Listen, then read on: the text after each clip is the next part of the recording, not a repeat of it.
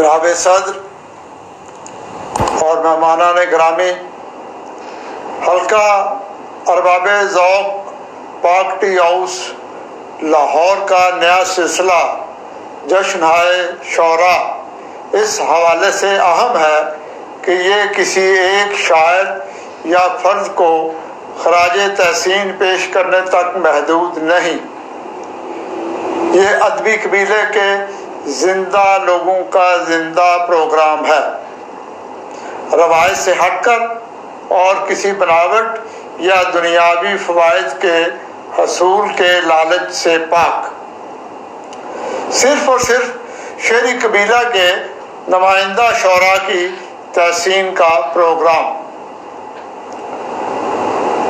جناب صدر، یہاں مجھے عہد حاضر کی مقبول اور توانا آواز برادر عزیز فرحت عباس شاہ سے معذرت بھی کرنا ہے کہ کچھ نجی ضروری مصروفیات کی وجہ سے ان کے اعزاز میں منعقدہ تقریب میں شریک نہ ہو پایا، جس کا مجھے افسوس رہے گا۔ میں شکر گزار ہوں انتظامیہ کا کہ انہوں نے آج کی تقریب میں، جو کہ ممتاز شاعر، نقاد اور دانشور جناب ڈاکٹر سعادت سعید کے اعزاز میں منعقد ہو رہی ہے، شامل ہونے کا موقع دیا۔ مہمانان گرامی، ڈاکٹر سعادت سعید اپنی ذات میں ایک ادارہ ہیں، ایک انجمن ہیں، ایک نظریہ ساز شخصیت ہیں جن سے علم و ادب کے ہزاروں متلاشیوں نے فیض حاصل کیا۔ کسی بھی فکری یا شعری نظریے کو اپنانا اور بالخصوص آج کے میڈیائی دور میں آسان کام نہیں ہے۔ عہد حاضر کی فضا میں آوازوں کا ایک شدید اور بے ہنگم شور موجود ہے۔ اب آپ کے پاس نظریے کے علاوہ ایک توانا آواز اور پھر اس میں فکری تسلسل کا ہونا لازم ہو گیا ہے۔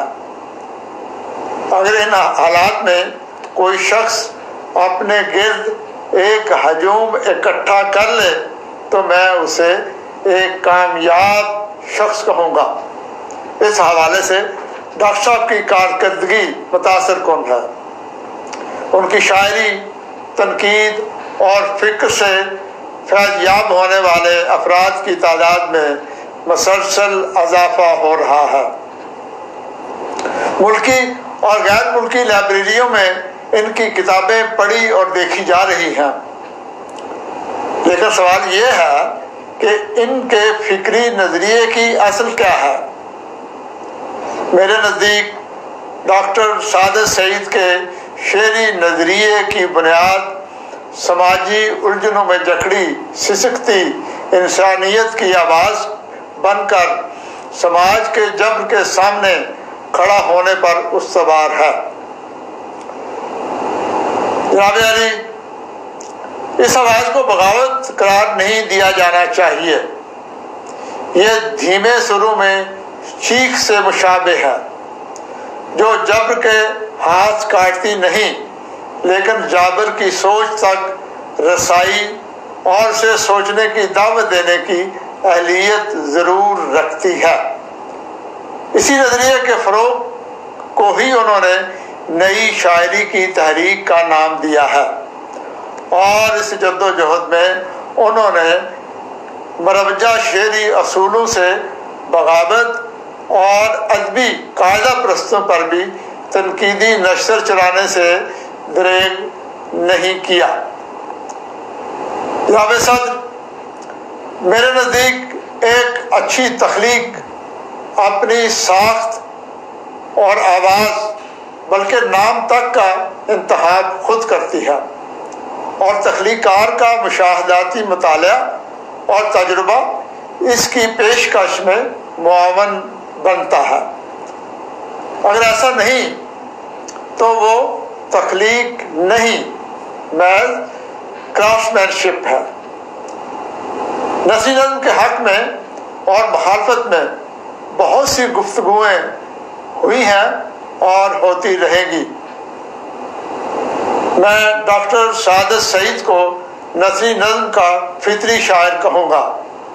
ان کی نظم میں حسن ہے، توانائی ہے، حرکت ہے، اور سب سے بڑی بات کہ ایک مکمل فکری نظریے کا تسلسل بھی ان کے ہاں موجود ہے۔ ان کی نثری نظمیں اس لیے بھی توانا ہیں کہ انہیں پابند اور آزاد نظم کی ضروریات کا ادراک بھی ہے اور تجربہ بھی۔ ان کی نظم اپنے قاری سے مکالمے کی صورت پیدا کر کے اپنا پیغام پہنچانے کی پوری صلاحیت رکھتی ہے۔ جناب صدر، مجھے اندازہ ہے کہ ابھی دوستوں نے گفتگو بھی کرنا ہے اور ڈاکٹر صاحب سے ہم نے ان کی نظمیں بھی سننا ہے۔ یہاں ان کے ایک مقبول نظم خیاط دہشت پڑھتے ہوئے میں اپنی گفتگو سمیٹتا ہوں۔ سوزن خیاط دہشت نے قبائے وقت میں بے بسی کی جالیں ٹانکی، دماغوں کے غلافوں میں وضابس سل گئے، آہنی تاروں کے بخیوں سے پپوٹوں میں چمکتے تل گئے، شامتوں کی کینچیوں نے عطر میں بھیگی، عروس رشت کی پوشاک بے دردی سے کاٹی، دھجیاں دستار عصمت کی بکھر کر رہ گئیں، پانیوں کے بہتے کیچڑ کی روانی میں ستارہ آشنا آنچل گئے، فرغلے امکان ہستی کے نئے کھونچے، نئے کپڑے پہ کھونچے، بکلے برقے امامے ٹوپیاں تہپوش چوگے اس طرح اجڑے کہ ان کے بے نوا ٹکڑے حوث کے پوتڑوں کی گٹھڑیوں سے مل گئے۔ سوزن خیاط دہشت اس قدر باریک فولادی انگشتانوں کے خولوں میں مقید انگلیاں زخمی پریدہ رنگ ناخن تک جڑوں سے ہل گئے۔ آپ سب احباب کا ایک بار پھر شکریہ کہ آپ کے ہوتے ہوئے میں کچھ باتیں کہہ پایا۔